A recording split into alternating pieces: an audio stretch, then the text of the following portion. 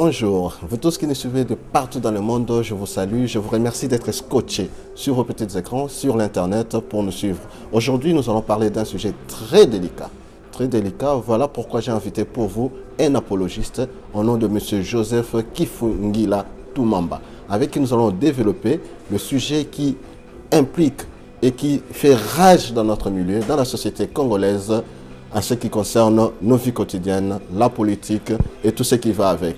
Je vous prie d'être scotché, de nous suivre. Soyez attentifs à cette émission, à cet élément qui est là pour vous, pour nous, pour tout le monde. Merci. Voilà, comme dit, donc bonjour Monsieur Joseph. Oui, bonjour Docteur Kisoka. Oui, Monsieur Joseph, voudriez-vous d'abord nous dire qui vous êtes, parce que je vous ai présenté comme étant un apologiste. Oui, merci. Comment définissez-vous ces termes et ces titres que vous portez? Ok. Bon, je me présente tout d'abord. Donc, je suis Monsieur Joseph Kifungila Toumamba. Comme vous avez dit, apologiste. Je travaille précisément au site www.bomokoyamboka.com, précisément dans l'émission Le temps de l'apologie. Et vous savez, dans le mot apologiste, vous pouvez tirer les mots apologie, apologète, etc. Ou encore apôtre. Bon, en fait, ils sont dans le même lignée. Quand on parle des apologistes, c'est tout simplement des apôtres. En fait. Donc, un apologiste, c'est tout simplement un défenseur. Un défenseur, bon, oui. Nous connaissons l'apologie comme un défenseur. Autrement dit en lingala, tolobaraba suiviste. Donc ce sont des gens qui suivent l'ensemble des pensées d'une personne et qui les appuient, qui proclament haut ses pensées et sa vision à la personne. Donc ce sont des gens qui sont sans vision et qui suivent la vision d'une personne. Oui, pas vraiment sans vision, mais l'apologie, c'est faire la défense de quelqu'un, suivre l'idée de quelqu'un. C'est pourquoi j'ai dit l'apologiste. Donc, en fait, quand je dis l'apologiste dans le domaine chrétien, c'est tout simplement les gens qui défendent la doctrine chrétienne. Comme dans les temps, il y avait des gens comme des Origènes, des ECB, ce sont des pères apologétiques qui ont défendu la doctrine chrétienne. Parmi eux, ils ont martyrisé. Donc, bazaki bato, bazona la doctrine ya mutu moko. Tout simplement, mutu à Jésus-Christ. Vous comprenez? Donc, ça veut dire que quand je dis je suis apologiste, je suis l'apologiste pas d'une personne, mais de Jésus-Christ. Donc, cela veut dire ngai, fona landa ba idée à Christ. Donc voilà, il y a un tolobi na apologiste, tobi misimo apologie. Apologie zali kolanda bizaleli ya mutu moko boye. Donc voilà. Non, voilà, donc, en faisant sa défense, en fait. En faisant sa défense, bien sûr. Donc, comme un sentinelle, voilà un peu. Voilà, comme la sentinelle. Comme une sentinelle, bien sûr, mais donc c'est comme si la personne en question a dans ma capacité, bien il faut défendre, soit. Non, pas seulement dans ma capacité. Vous savez, et que vous avez l'apologie, cela veut dire que vous aussi, vous avez une idéologie, vous avez toujours l'andang. Et le balobi que vous avez ma capacité. Donc voilà. Si on partait sur ces termes, la terme idéologie et tout ça, les lots, il y a nationalité nini. Pour commencer. Oui, poto banda. Na poto, on a nationalité congolaise. Nationalité congolaise, bien sûr. Bon, parce que les autres, on parlait plus sur Makambo et Talipé Bissoba congolais, mais bon, surtout bien Jésus n'est pas congolais d'origine, Jésus-Christ. Donc, on a évité et Tchama Mbolo, parce qu'il faut défendre plus la pensée au Isaïe à Jésus qui n'est pas congolais, mais nous voulons entrer plus dans l'île congolais, mais on va voir comment associer tout ça. Parce que culture n'a biso, comment on définit en nos fêtes? Tout le monde a définir identité nationale n'engeni. Identité nationale. Pas identité biblique ou chrétienne, identité nationale. Mais vous savez, je peux vous dire quoi. Nakolo Belo Komoko. Aux hommes, tango balobi, tout équipe Nabiso, nazoloba tant que Congolais maintenant. Exactement. Équipe Nabiso, il y a Congo qui est la Coupe du Monde, mais tous équipes à Belgique. Quand le Belge va qui Coupe du Monde, balati drapeau mboka msoute. Balati ba varese, na ba varese on a ba couleur à drapeau na bango. Même ceux qui ba lobité mais bazo ko défendre déjà identité en mboka na bango. Tu vois que ba un Belge, la première des choses, tu vois que ba un Belge non parce que ça ba flamand, non parce que ça ba français, parce que tu vois biso na 4 tous en Belgique, ba marocain baza ba belge baza belé ba congolais pe ba comment ba belge bazali vous comprenez mais tant au commune nationalité mboka oyo baspe na onyo ya Congo kufi toye ba yo belge même soko za d'origine congolaise tant ozo porter moko ba couleur mboka na bango donc eza aussi moko ba langage donc c'est dit que l'identité nationale ezali tant on azali ko sala makambo ezali très ya mboka mobimba. Vous comprenez?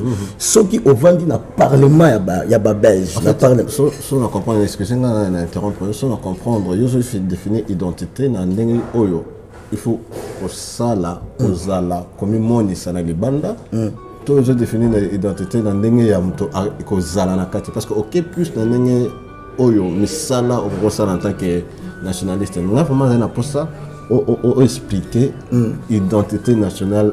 Identité personnelle ya mutu eza nini ba valeur morale ya mutu identité en fait on peut sa réponse tenga mais bien sûr oui donc, on a déjà une idée papa on a une idée par exemple on a un simple mutu soko abaza chrétien a commis place moko ba bien quelque part aza chrétien ba bien quelque part aza pasteur mais tant a commis place moko tu parler sur non, dans un généraliste, na pesio exemple. Na le bien bon, na le pasteur qu'on a qui est en train de bibliothèque. Na le biboé, ceux qui sont chrétiens, a commis place moko. Vous comprenez? Ami Bombi, qui est chrétien. A bandi ko sala makambo moko eza malamu te. A limité bato ba identité na ye. Donc cela veut dire ceux qui sont chrétiens na bomba identité na ngate. Na identité déjà faut tout comprendre que na bizali ya na kati. Bien sûr, moral est en akati. Donc, en fait, le comportement, tout ça en akati. On a dit que ceux qui ont lelo, au baïbi na la chrétien, na comme un espace moko, na bando tambola ma bé, mbala moko bateau ba yebi ngai. Babi maintenant y est bagaza malam azala boy mais ko to sala boy to na yebi to na sa eloko moko. Donc en fait na ko inviter quelque part na mi bombi oyo ngala za na mi bombi chrétien bizala ngai na bani kolanda basi ya bato makambo bato na bani ko sala mabe. Donc c'est dit na lingité bato ba yeba oyo ngala za ya on a l'obéité na identité et dans le comportement dans la kati bas spénion sur la kati donc bizarre la kati dans la identité. Or quand vous me parlez de l'identité nationale hein tu comprends l'identité nationale c'est dit que ils allaient déjà et le moko ils que tant on a nazali congolais vous comprenez bien que vivant en Belgique vous comprenez naza moto na bengami na défendre aussi ben intérêt étant que congolais donc bizarre na ngai pe étant que congolais faut et banda bandi to mandi ko pousse na moi moké. Donc on comprend déjà que l'identité, les comportements dans la carte. Il y a la carte. C'est pourquoi on a été bali ceux qui a commis quelque part à jouer dans la position. On a le bac à Moussou, on a le salaire à Moussou. Identité n'a pas été. Voilà. Tout avancé. Donc voilà, identité et yébanité par rapport aux endroits. Est-ce que Lelo, Congolais, il y a Lelo, il y a Poto, il y a Belgique, il y a Europe, partout dans le monde. Bakolo Bakeno, Baran, identité nationale, et Zara Ranakat Nabangoto, Tokoma la Bisso Bakopia. Parce que je vais citer un exemple. Tu as la Bana Nabandaku, Bana Baibolo, Balang Mingekutu, Yamboka, Bamboka, Place Bazali, Bazan Hollande, Bana Autriche, Bazan la Suède, Rwanda, mais il y a Congo, il y a Bisso Balangote. Mais, docteur, vous savez, à ce sujet, ils ont passé. Ils ont passé parce que toujours bota awa. Toujours bota awa, papa. Nous avons clair. Nous avons Flandre. Nous avons Flandre, papa. Banananga, moi, nananga, une année, 2 mois. Azolo ban néerlandais. Faut t'en non, azolo ban néerlandais. Alors, maintenant, Yeza n'a spéqué à Botami Awa. Na 12 ans, 13 ans, bah, qu'on reconnaître étant que belge parce qu'il est né ici. Vous comprenez? Or que ndenge zawana comme abotami pe na Flandre et pas ba flamand. Alors ceux qui penza yaza belge et sengeli alors ba moko pe amonoka mboko o mona ke petit zo ba néerlandais mais nga papa na ye na lo ba néerlandais bien té. Et ça normalité. Et ça bien pour la mona parce qu'il est né ici. Cet enfant quand tu lui ramènes au Congo dans la difficulté. Mais papa, yoka c'est quoi aspect moko. Voilà zo kamawa parce que tu entres dans des maisons où papa za congolais, maman za congolais, moi na ibi koloba lingala te. Papa moi na ibi koloba lingala te. Toi na train, toi na tram, toi na bis, deva ba marocain, deva ba tebele. Si vous nous comprendre que les Cambons na lingi na ibi sandeko na ngai eza sekele. Mais moyen na loba exact parce que na yebi lingala te, na yebi kiluba te, na yebi kiswahili. Papa c'est un défaut. Si on a la Bible Nathalie à ce point eza capital. Lelo dans la claire les Congolais vivant en Belgique, les Congolais vivant en France, les Congolais vivant au Canada, ba bossani identité à Congo. Papa c'est normalité, docteur est normalité, même si tu qui que ndenge to aller à batebele ba nationalité mususu mais papa c'est normalité moi na yo boté ba lingala te. Tout le monde a bloqué pour la personne. Excusez-moi, moi je connais des pasteurs. Papa, moi je connais des pasteurs. Les pasteurs presque en français. Mais quand je parle là, je parle en français, papa. Exactement. Je fais les études supérieures. Vous comprenez? Mais non, je m'adresse aussi à ma pasteur au Baboko Yekola. Vous comprenez? C'est pas dit que ceux qui m'ont dit balinga la tangate. Non, je suis gradué, je suis théologien de formation. Mais papa n'a pas soit aspect moko. Bateau baye kusi biso théologie. Ils ont un cours moral théologie to so benga homilétique. Homilétique est la branche moko za ku aider biso baté et ba ko préparer ba serment. Mais yoka bien. Na homilétique ba ebisi biso hein. Moté pour athée bien, il faut athée en langue où se sentir capable. Vous comprenez? À l'aise. Ils appellent beaucoup d'interne à Kati. Mais au moment qui est pasteur, à maîtriser français malamouté, à zoter en français. Papa, à quoi interpréter, à fixer biblique malamouté, à cause de la coco soir aux alibakou pour l'auditoire. Il faut aller à l'aise dans mon oko yebi. Donc papa, ngai je me réjouis na na banamine et que banangai balobaka français, balobaka néerlandais, mais banananga bangonus baloba lingala mais babutamiawa. Félicitations donc vous tous qui nous suivez de partout dans le monde, Bozo Landa, donc l'apologiste Joseph Kifundila, donc à conseil Stoli Azope Sabino, bana bayekola mino kamboka, Victoria Dada Kambaji. Noah Staray Bamnokamboka, Marc Anthony Bamnokamboka, Bana Baye Bamnokamboka. Voilà, culture Nabiso, Nengolobi, la Nenso Tolande Ngonzola Bana, la culture Nabiso, et ça sur la place dans le sous les deux la diaspora. Et ça, culture, et ça là qui peut-être dans les temps, mais les lots, ils ont sauté à 4 et pourcentage qui tient à culture. Je te mais tout similé peut tout similer et puis tout recourir à ma valeur. Papa, je ne refuse pas au beau Tibana Awa, mais même un jour dans Mboka. Qui vous dit que dans Mboka, mais il y a des gens qui mangent bien aussi au pays. Barolia n'est pas normal. Mais non.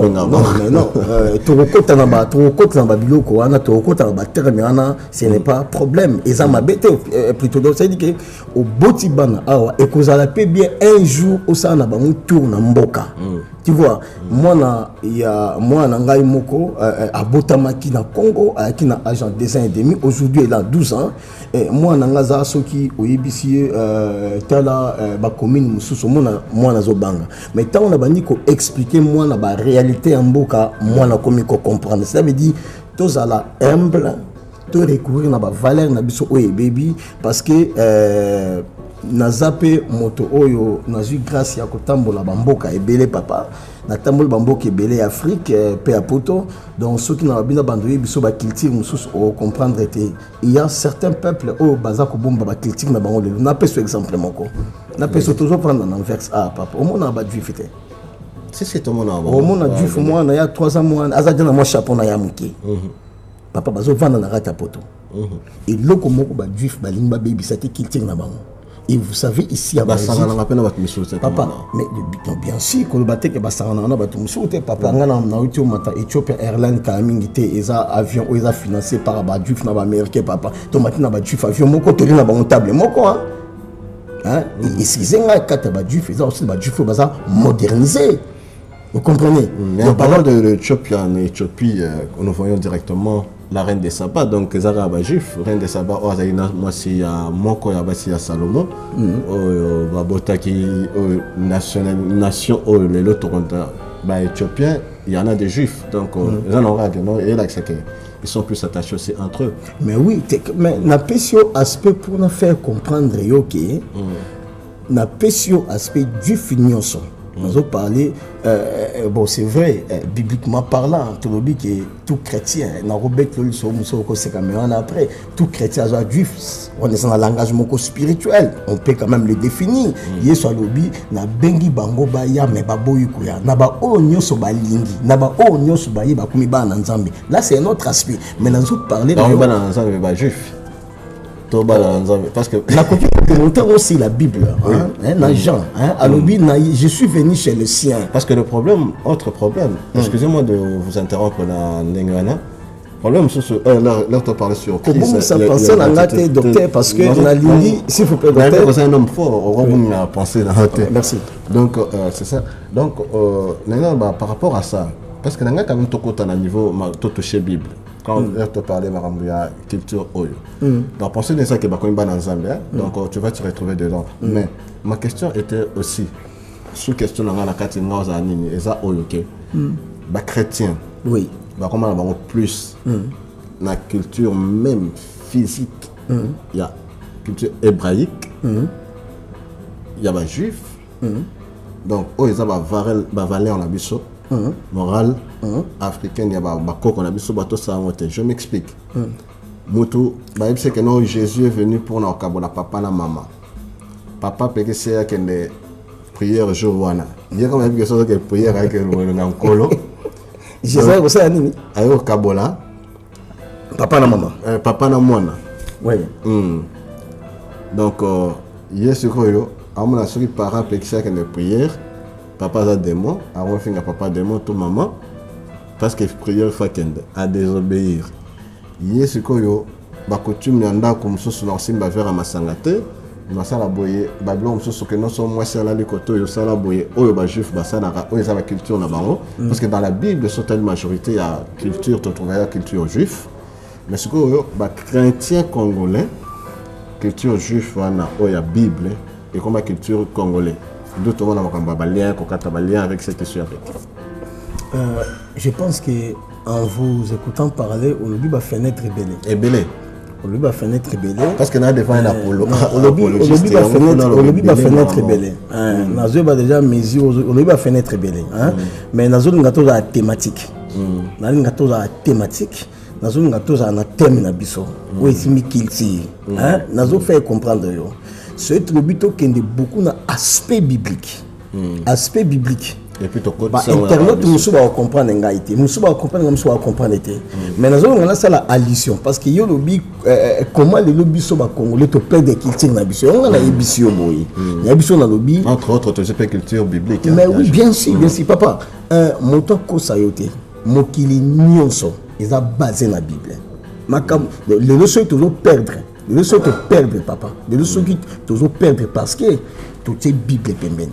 Papa, nous sommes liés à la Bible. Et c'est important. Je ne refuse pas na confession religieuse. Vraiment, je m'excuse. Tu es bien gros. Et ça tellement belé na Congo que ça soit awa, mais na la Bible comme un modèle. Il y a un épisode dans le lobby. Juif tant dans la Belgique. N'a fait comprendre. Moi, mon problème, c'est quoi? Le problème, les Congolais vendent dans la Belgique. Je parle des Congolais. Les Congolais. À perdre ma valeur, il y a Congolais. Vous comprenez? Il y a un moment où il y a aussi. Dans la question, il y a bien dans le lobby. Mouyou d'attendre à Anvers, en France. Papa Bazar est con là-bas. Mais écoutez, bisous plutôt ça avec con là, bisous. Et dans ma bête.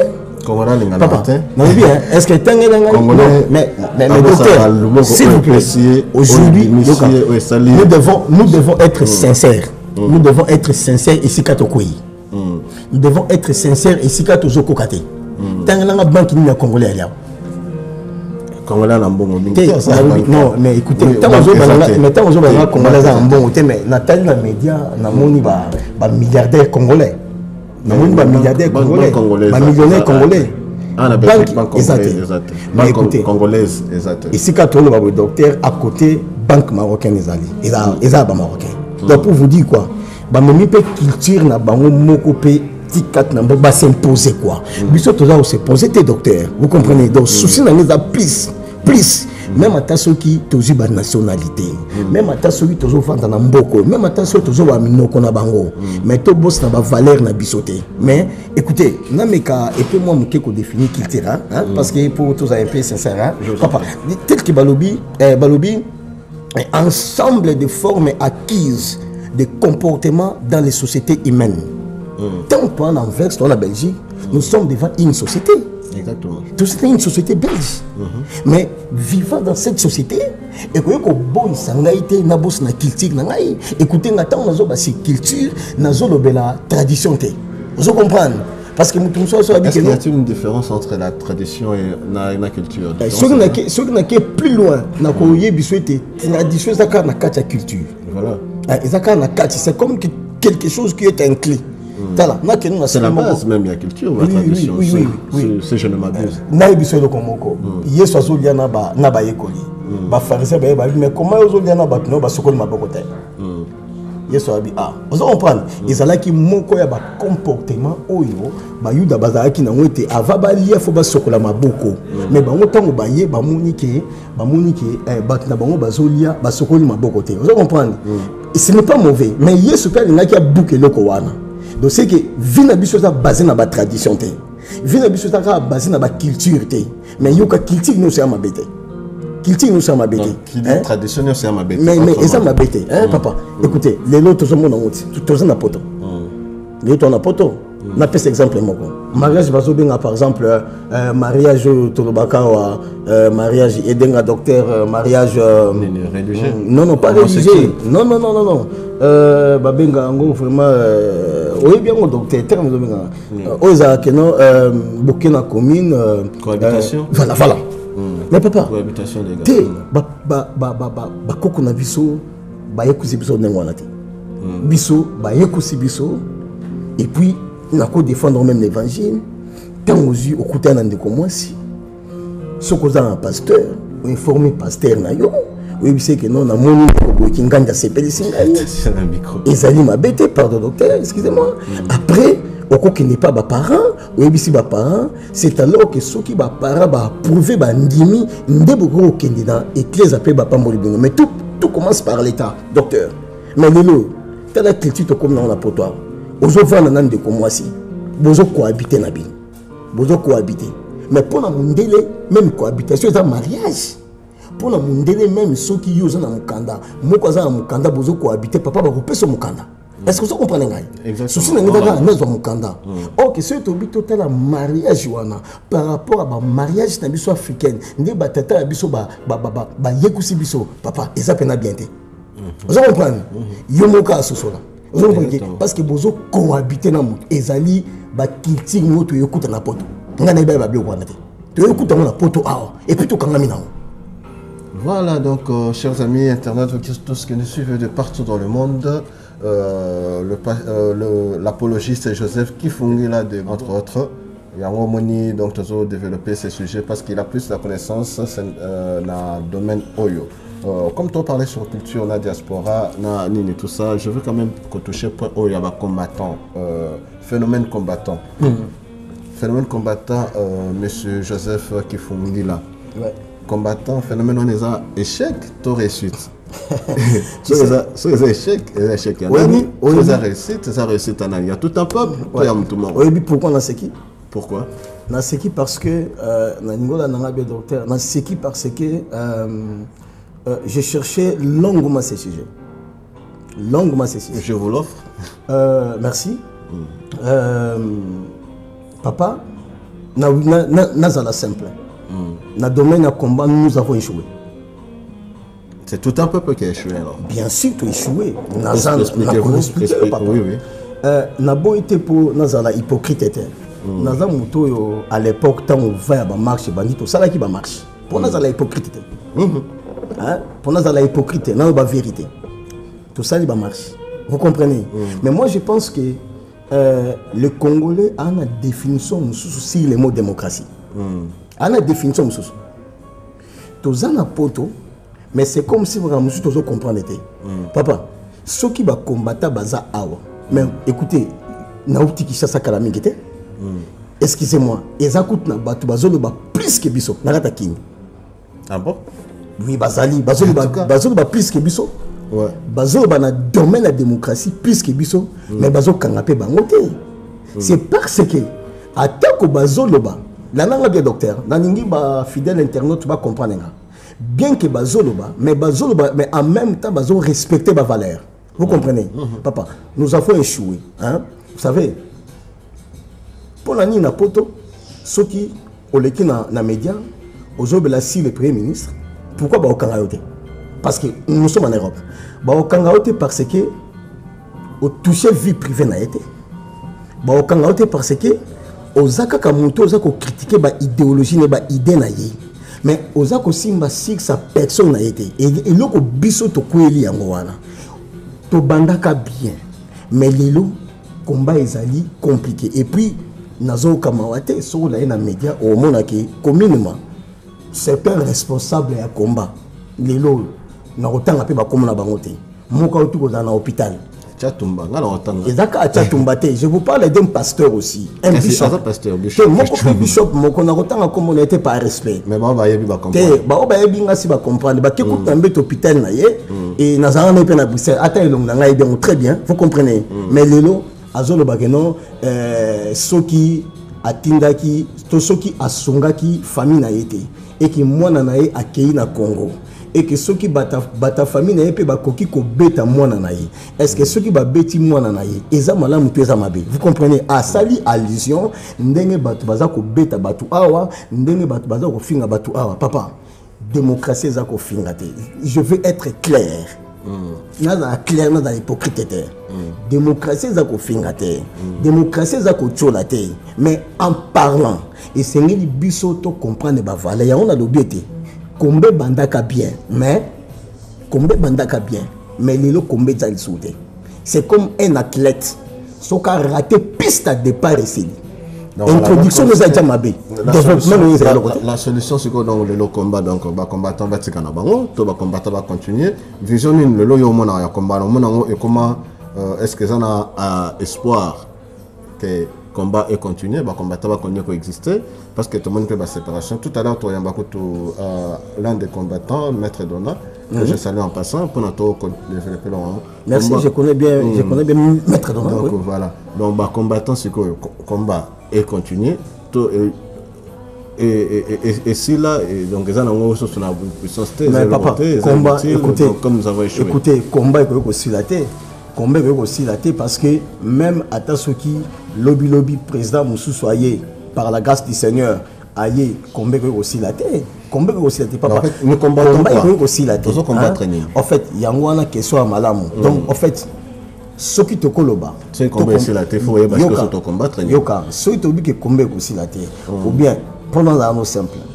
certains disent que non certains diront toujours combattre un régime vous comprenez et dans ma bête mais toujours combattre un régime en ndengini toujours combattre un régime ndengini est-ce que docteur nous tous se comprendre est-ce que toujours combattre un régime ndengini est-ce que nakofinga est-ce que namacholi il faut tout critiquer ma lame il y a on a ebisuete toza na définition mususu o bato ba memela kibiso o yope na bandi o yebi quand même mais tu t'informes parce que vous appelez moko ya ba pante sango o bien très bien docteur je sais que toza ko bunda mabe to bundi mabe na peso exemple na pe mutu mususu aza na spe ti le tout so no boy a biso ki na Congo banzele zate maintenant ça nous clair non oui mutu mususu lobi ke banzele zate banzele sous ya kokufa mais c'est faux et archi faux hein? Je vous dis c'est faux et archi faux parce qu'il a roulé na roulé ko banda selimbao ti matadi ti qui sent na moni di boulot embouteillage na parlé ka na aspect wana non na parlé na aspect wana papa moi que langage aux tenir excusez ngai langage aux tenir lelo bandoko bazolanda yo ba risquer ba bageno ole mbongo yango okomna langage oyo okumisa autrement dit